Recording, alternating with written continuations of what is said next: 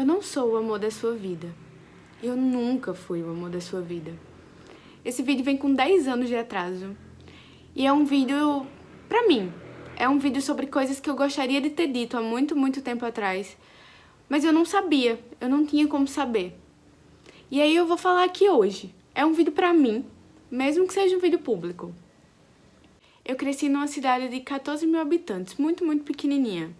Se já existe uma cultura de que a mulher é quem deve segurar um relacionamento porque a mulher é quem sabe amar, porque a mulher é que sabe fazer de forma incondicional aquele relacionamento funcionar, em uma cidade do interior isso é 2 vezes mais pregado.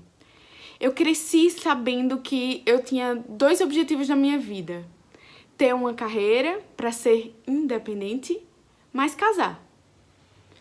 Isso criou na minha cabeça uma ideia de que eu teria um amor para a vida toda.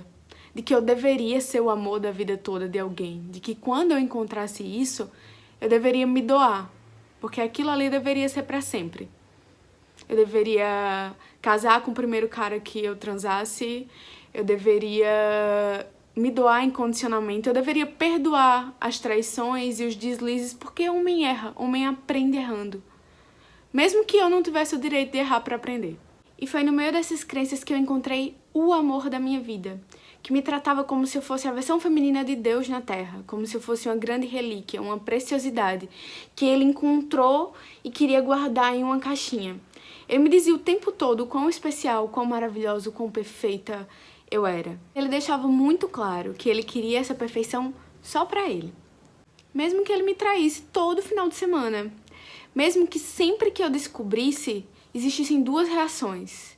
Ou ele falar que foi um grande erro, porque o amor da vida dele sou eu, ou ele dizer que eu tô louca, que não faz sentido eu desconfiar daquilo, que não faz sentido eu desconfiar dele. Quem viu, quem falou, quem me disse.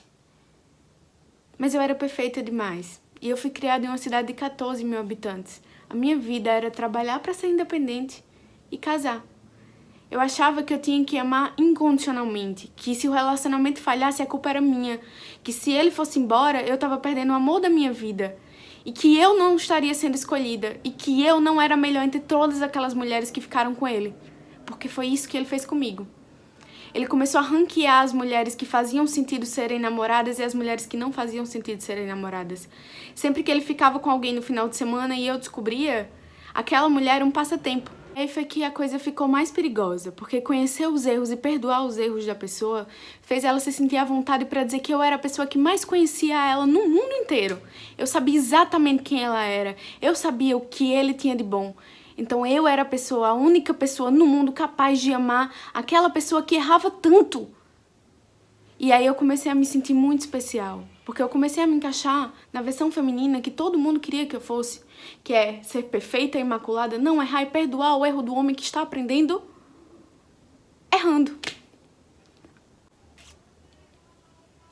Mesmo que ele começasse a me distanciar da minha família, de todos os meus amigos, mesmo que eu só tivesse ele e a família dele, porque todas as outras pessoas tentavam me alertar de coisas que eu não queria acreditar, porque o que eu sentia com ele, eu não sentia com as outras pessoas, porque o único amor da minha vida era ele.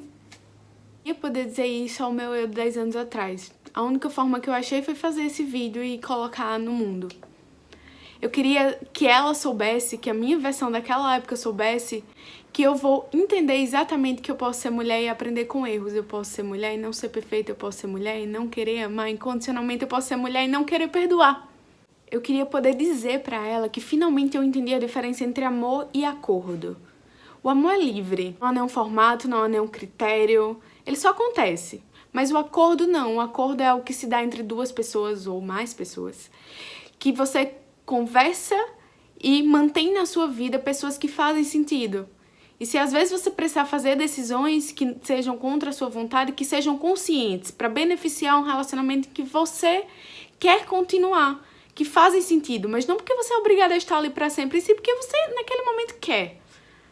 Amor e acordo são coisas diferentes, a gente precisa diferenciar. Ninguém deveria lhe obrigar a fazer o que você não quer, Ninguém deveria lhe obrigar a tomar atitudes que não são confortáveis pra você, a deixar de ir em lugares que você queria ir, a deixar de falar com amigos que você gosta de falar, a deixar de falar com familiares que são importantes pra você em nome do amor. Isso é um acordo. O amor é livre.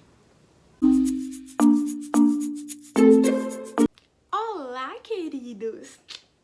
Como vocês estão? Faz um tempo que eu não apareço aqui pra gravar em um formato livre. Hoje a gente vai falar sobre relacionamento abusivo, né? Eu sempre libero o teaserzinho do Instagram que eu tô deixando aqui de vinheta. Tô meio que experimentando aqui formatos. Aceito sugestões, se vocês acham melhor deixar os vídeos só no IGTV, se vocês gostam dos vídeos poéticos do IGTV aqui de entrada para esses vídeos em que a gente conversa sobre o assunto. Infelizmente, eu tenho uma vasta experiência com relacionamentos abusivos. Talvez justamente por eu ter sido uma mulher criada no interior, numa família extremamente cristã, eu tenho absorvido essa ideia de que a gente precisa estar com uma pessoa para sempre, de que o amor é incondicional, que o amor ele passa por cima de nós mesmos para acontecer. Então eu trabalhava muito a ideia de que o amor ao próximo deveria ser maior do que o amor a mim mesma. O relacionamento mais longo que eu tive na minha vida foi um relacionamento muito conturbado, em que eu realmente perdi totalmente a crença nas minhas próprias capacidades. Eu perdi totalmente a crença de que eu poderia ter outra pessoa na minha vida que não fosse ele. Lembro que na época a gente começou a se relacionar muito cedinho, no colégio, na época do colégio ainda.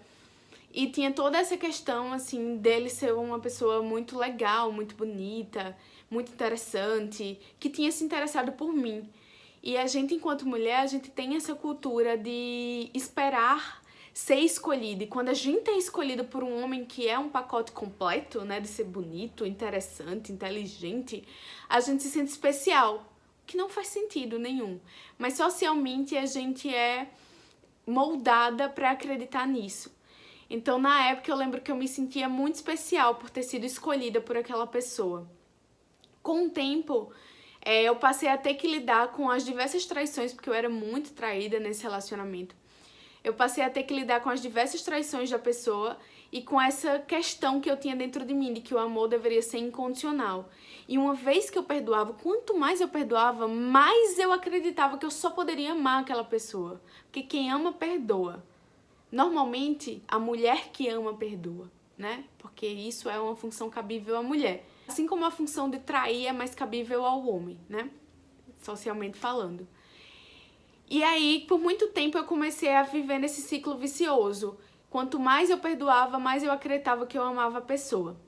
Em algum momento, a pessoa se sentiu muito confortável, né, de me dizer o que ela sabia mais da minha vida do que eu mesma, que ela entendia mais da vida, do mundo, porque eu era uma pessoa mais ingênua e ele era uma pessoa mais vivida. Na verdade, porque ele tem uma vida paralela e eu não tinha, né? Eu era aquela pessoa ali ingênua e acreditava naquilo, e como ele tinha a vida paralela, ele trazia as crenças dessa vida paralela para o nosso relacionamento. E aí ele começava a dizer que ele sabia muito mais do mundo, que ele entendia muito mais o que se passava no mundo do que eu. E como eu amava, eu achava que amava, eu acreditava nisso. E eu começava a me sentir mal se eu fizesse coisas que contrariassem as crenças dele. Se eu fosse à festa sozinha, mesmo que a festa fosse algo que fosse bom pra mim profissionalmente, academicamente, mesmo que fosse, por exemplo, uma festa de um congresso. Ele começava a se incomodar se eu fosse viajar sozinha, eu tinha que dizer sempre com quem eu tava indo viajar. Era comum eu ter que ficar preocupada com o que eu estava fazendo e era comum também eu deixar a minha vida de lado para me preocupar com onde ele estava, o que ele está fazendo. Em algum momento do nosso relacionamento, ele ocupava um espaço tão grande que quando eu ia tomar as minhas decisões, eu levava ele em consideração antes de realmente pensar se aquilo fazia sentido para mim. Sempre que eu ia sair, sempre que eu ia fazer uma nova amizade, eu pensava se aquilo iria incomodá-lo. A opinião dele, a voz dele parecia estar sempre na minha cabeça. Quando eu olhava para o meu corpo, a visão de se eu estava bonita ou feia era associada às coisas que ele me dizia. A versão de como eu me vestia, se era interessante, se fazia sentido, era associada aos elogios que ele me dava. Eu comecei a notar que a voz na minha cabeça, para tudo na minha vida, era muito mais dele do que minha. Eu demorei muito tempo até esse relacionamento realmente terminar, né? E foram sequelas que eu demorei também muito tempo. Eu tô falando disso anos e anos depois. Eu demorei muito tempo pra entender tudo o que, na maneira que eu agia e tudo na maneira que eu me relacionava, que era consequência dos traumas que eu tinha vivido nessa relação. Achei importante trazer esse tema aqui essa semana, porque eu acho que a gente reflete muito pouco sobre as consequências dessas relações abusivas na nossa saúde mental de maneira geral. Não só na nossa saúde mental ali associada à autoestima e ao relacionamento, mas a tudo. E aí eu queria compartilhar nessa extensão a minha história com isso. Várias coisas dentro desse meu relacionamento afetaram diretamente a minha autoestima.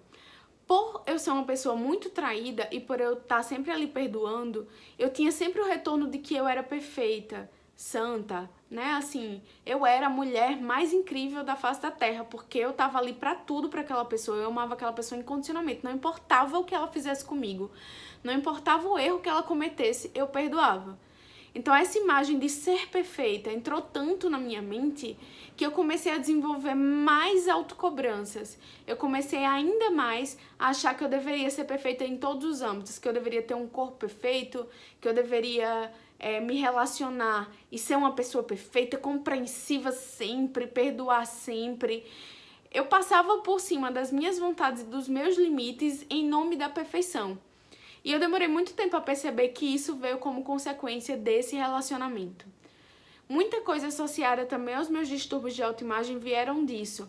Porque como eu fui muito traída, e eu fui muito traída com muitas meninas lindíssimas, maravilhosas, interessantíssimas, existia sempre essa competitividade de eu olhar pra elas e eu perguntar o que é que elas tinham que eu não tinha, sabe? E aí eu lembrava sempre que eu era perfeita, elas eram as outras, como se pudesse existir isso, que não faz nenhum sentido, né? Que exista um ranqueamento e que a gente se sinta mais especial porque a gente namora com um cara que claramente é mau caráter, que tá ali dando um deslize com uma pessoa que às vezes nem sabe que o cara tinha namorado. Enfim, esse ranqueamento é uma coisa importante ser dita. Não faz sentido, mulheres, não faz sentido, não existe essa comparação. Você não é mais especial do que outras mulheres, você é diferente, você tem as suas características e as pessoas vão se interessar por isso, mas não existe isso de diferença entre você ser mais especial do que a outra. Isso é coisa que alguém coloca na sua cabeça pra lhe controlar. Então, tire isso da sua cabeça, não só mulheres, né? Homens também. A gente não pode usar o argumento de que o outro é a pessoa mais especial do mundo para que o outro fique dependente disso, né? Aquela pessoa é a única pessoa que me acha a pessoa mais especial do mundo. Isso não faz sentido. Me perdi no que eu estava falando. Pera, lembrei. Então essa competitividade e essa ideia criou muito essa distorção, assim, da minha autoimagem, de eu me achar mais gorda, de eu me achar mais feia, de eu me achar, enfim, de eu ficar me comparando e sempre me achar menos interessante, menos estilosa, menos o que fosse do que as meninas que ele ficava. E isso acabava me colocando numa posição de validação, porque a única pessoa que poderia dizer isso era a pessoa que estava ficando com as duas pessoas, ou seja, ele. Então, quando ele me preferia, aquela pessoa, quando ele continuava comigo e não com as outras, eu começava a achar que eu só poderia realmente ser mais incrível, mais bonita, mais especial. Mas aí, ao mesmo tempo, para as outras pessoas, eu não conseguia sentir essa imagem. A minha autoestima era única e exclusivamente para ele. Era como se só funcionasse para ele. Eu achava que eu era especial para ele, não para o resto do mundo. E aí, a dependência que eu tinha de continuar naquele relacionamento. Esse é um assunto, assim, muito amplo, né? Tem muita coisa que dá para se falar. Eu não queria fazer um vídeo muito longo, mas eu queria muito pedir para que vocês me dessem um retorno. Qual é a experiência de vocês com relacionamentos? Vocês já tiveram relacionamentos abusivos? Eu acho importante que a gente faça algo discutindo isso. É um tema que eu sempre quis trazer aqui no canal. E eu acho que eu nunca tinha estado nesse estado, assim, de sobriedade, de cura, que eu realmente conseguisse falar disso num local, assim, em que não me atingisse mais. E aí eu acho legal que a gente possa falar. Eu espero que, enfim, se vocês vivem algo parecido, se vocês estão em um relacionamento em que vocês sentem a necessidade de pensar primeiro na pessoa do que em você antes de tomar qualquer decisão, você percebe que você se relaciona com medo do que a pessoa vai achar, de você ser amigo daquela pessoa, de você ter contato com alguém da sua família, se aquela pessoa sempre vem na sua cabeça quando você tá fazendo coisas rotineiras, que pra você faz todo sentido, é bom começar a se perguntar se realmente os acordos que estão existindo dentro daquele relacionamento são acordos que fazem sentido pra você, ou se é algo ali baseado na dependência que você tem daquela pessoa que sequer lhe faz bem, né? É importantíssimo. Então, gente, acho que era isso que eu tinha pra falar hoje. Eu não queria fazer, né, um vídeo gigantesco, mas eu realmente queria o retorno de vocês. Então, se vocês puderem, as grandes 20 pessoas que sempre me assistem aqui no canal, que sempre me dão feedback, né, Laura tá sempre por aqui. Então, me deem retornos aí. Curtam o vídeo, subscrevam no canal se vocês forem novos por aqui, né? Essas coisas que a gente sabe que a gente tem que fazer para ajudar os produtores de conteúdo digital. E é isso, gente. Cheiro!